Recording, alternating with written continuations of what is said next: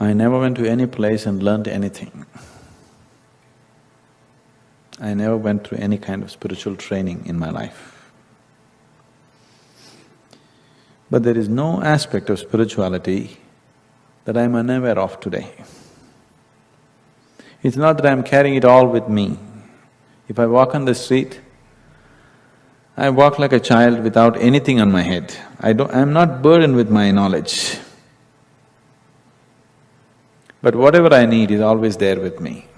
If any kind of situation comes, till now in my life, I have never ever felt a situation where I don't know what to do. I'm talking about the spiritual aspects, not the physical life situations. The spiritual dimensions, never have I faced a situation where I don't know what to do. It doesn't matter what it is. People who have been closely around with me and who have traveled with me to various places and significance, they just can't believe how this can be. If I go to some place, I simply know the whole history of that place, not the physical history of it, the spiritual history of it, which matches with the physical history somewhere. If I go to any place, I just know what this place is about, what it is.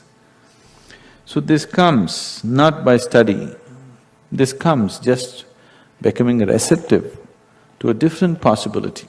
When I say a different possibility, most of the beings who are truly spiritual, they never came out and said anything.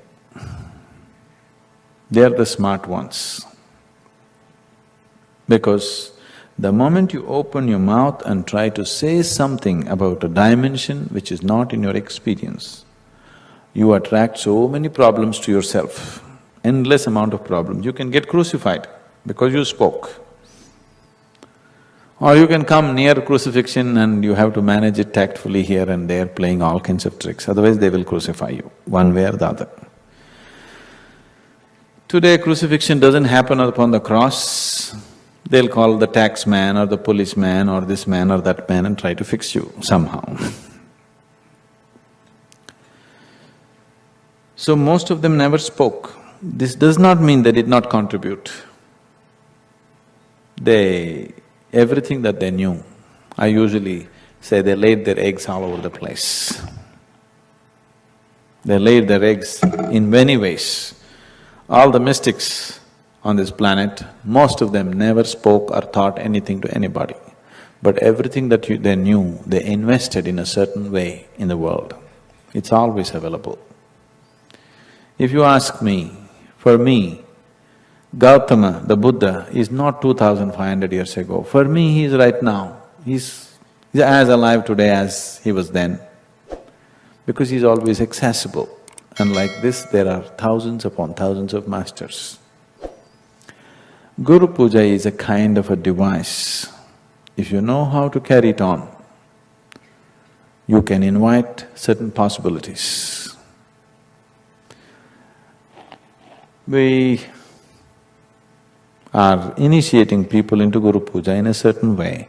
If people know how to do Guru Puja with a certain right kind of attitude, and there is a whole science of managing materials also there, creating a certain situation. You create a certain situation where certain type of energies and certain type of possibilities become close to you. So it is a way of inviting the Guru. The Guru does not mean somebody you know, somebody you do not know, no. Gu means darkness, Ru means dispelling. Anything that dispels your darkness is your Guru. So you're inviting that dimension which can dispel your darkness. That dimension is always alive everywhere in the existence. It is just your ability to become receptive to it. So Guru Puja is a device to make yourself receptive to a possibility where you invite a dimension which dispels your darkness.